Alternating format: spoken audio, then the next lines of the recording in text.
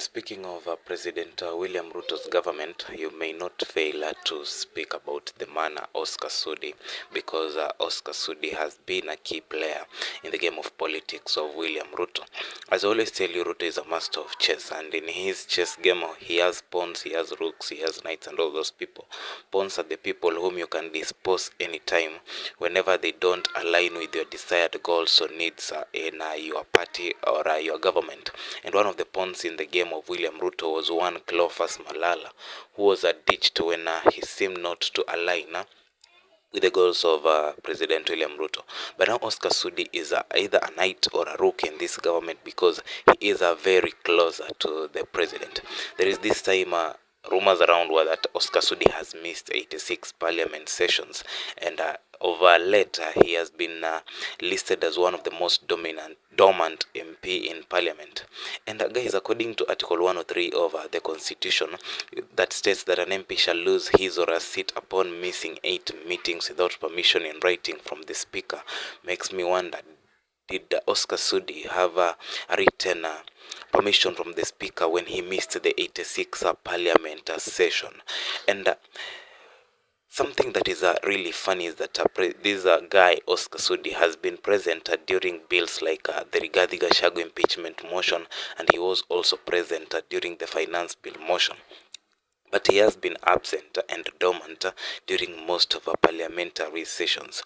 There is this time the MPs tabled a motion. This bill was sponsored by Rarieda MP Nicholas Gumbo that aimed to amend Article 103 of the Constitution, where the members of Parliament were seeking to introduce a law that could allow them miss as many House sessions as possible without being punished.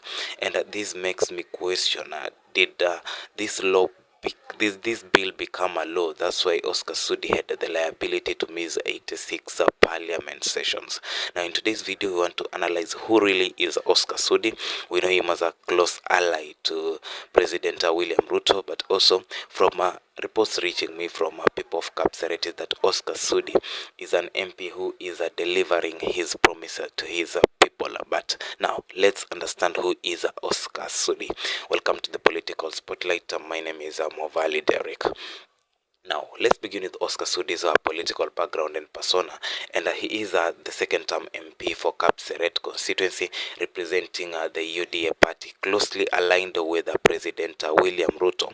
Now, his rise to prominence is largely attributed to his loyalty to Ruto, often acting as one of his staunchest political allies. There is this time I could see a video, or I saw a video that Oscar Sudi was allowing people to greet the president, like he was the bridge between you and meeting the president. So he was directing governors on whom should greet the president next, who should greet the president next, and talk to the president. And this tells you that this man is a close ally to the Kenyan president, President William Samoei Ruto. And also when William Ruto was forming UDA party, these are the people who are there with him when the previous government of President Uhuru Kenyatta was battling with President William Ruto. Now, he's known for his controversial statements and polarizing figure. Sudi has built a reputation as a defender of Ruto's political agenda rather than a legislator. He is the biggest critic of people who are against government moves, rather than being there in parliament to support bills affecting the people of his constituency. As I told you, despite him being dormant or missing certain parliamentary sittings, he was present for the impeachment of Rigathi Gachagua. That is a political agenda by Ruto to get rid of his deputy president and replace him. And he was also present during the finance bill. Remember, the finance bill was an agenda of President William Ruto, and those were the moments when Oscar Sudi was in parliament, or he was present in parliament.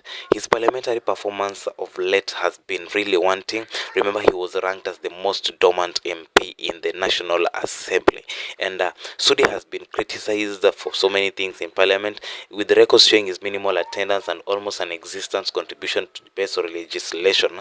He is something that questions, because the role of an MP is to represent the needs of his people. Whenever a bill is tabled in parliament, the bill will not only affect one constituency, it might be a bill affecting the entire nation. how will the people of Kapseret, if the bill is not okay with them, how will their voice be heard in parliament? Remember, in Kenya, we do what we call representative democracy, and he is a representative of the people of Kapseret. Now, unlike other MPs who use their positions to sponsor bills or advocate for policies affecting their constituents, Sudi has not been notable for such efforts. This makes me wonder, don't the people of Kapseret have needs that require to be addressed in the National Assembly? Are there, or maybe his closeness with President William Ruto makes him solve issues directly between him and the one in power without needing the bridge of the parliament to pass bills that will change the lives of the people of Kapseret.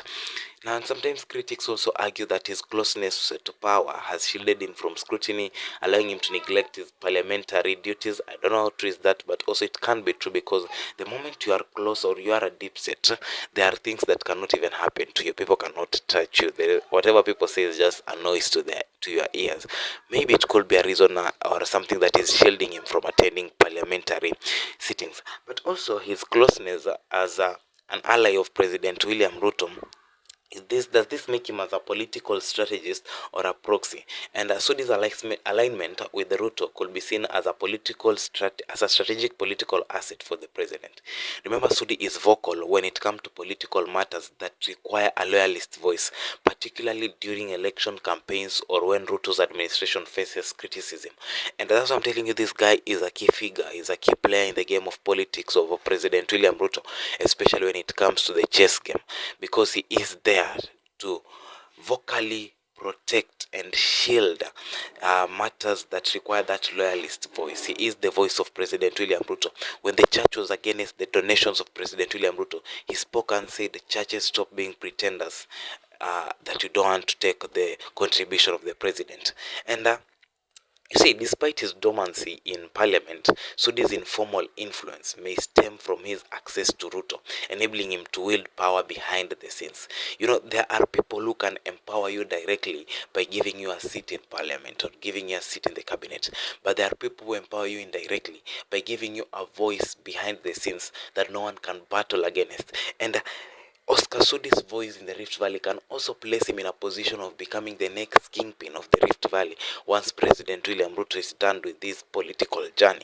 And his controversial remarks often deflect attention from substantive political issues, playing a role of a political firebrand. You see, because Oscar Sudi is influential informally from aspects of outside parliament and outside bills, but his influence outside is a shield for William Ruto, is like an umbrella for William Ruto, because he tends to divert the attention of controversial or important political matters. When something is really crucial, when everyone is talking about it, that thing they become a key topic of concern. He gives controversial remarks that shift the attention from substantial political issues, and this has been helping the current president shield himself from a lot of criticism. But when we check the impact of Oscar Sudi's issues on Kapseret constituency, people say that he is delivering his roles as an MP, things to do with the development, pale kujenga mashule, the CDF stuff, the bursaries and all that. But you know, these are common things, these are common bills, these are common issues that normal MPs do, whether or not your directive, it is mandated in the constitution. Everyone knows that this is one of the things that my MP should do for me.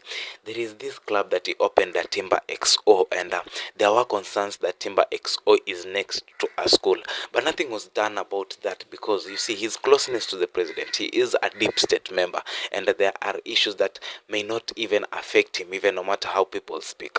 Now, as an MP, Sudi's role involves lobbying for resources and initiating development projects in Kapseret, and critics argue that his proximity to Ruto has not translated into tangible benefits of his constituency.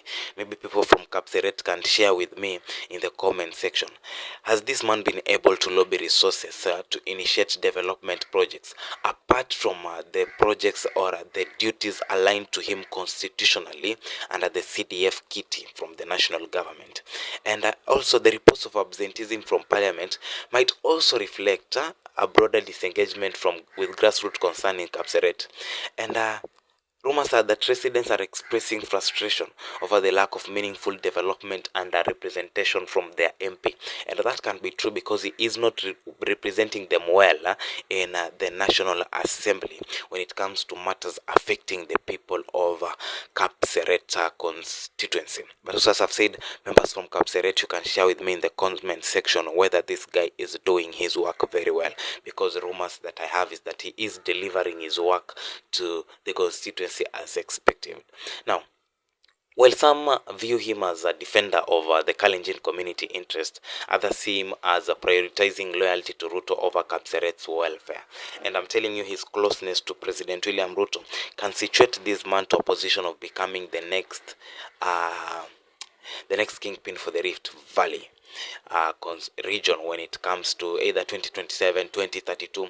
He may decide to take over William Samoei Ruto's role as the kingpin of that region. And when it comes to Sudi's actions, though they may seem more aligned with Ruto's broader political goals rather than the addressing Kapseret's socio-economic issues. There are things that Oscar Sudi is doing that are good for an MP, others are not good for an MP. And he is a nice guy, I can say. We have seen him support people. He supported one Nuru Okanga. He has supported by paying school fees for many people. And there are things that we cannot fail to give him his flowers. But my biggest concern is to ask you people, what do you think about Oscar Sudi? And one thing I can say is that if Sudi continues this trajectory of being a dormant MP, his political legacy could be defined more by his rhetoric and proximity to power than by impactful legislation or development work.